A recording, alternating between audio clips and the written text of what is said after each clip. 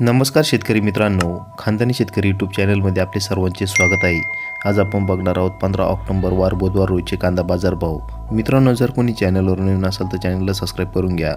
पुणे आवक 12,076, किमान दर 300, कमाल दर 1500, सर्वसाधारण दर 900 रुपये क्विंटल।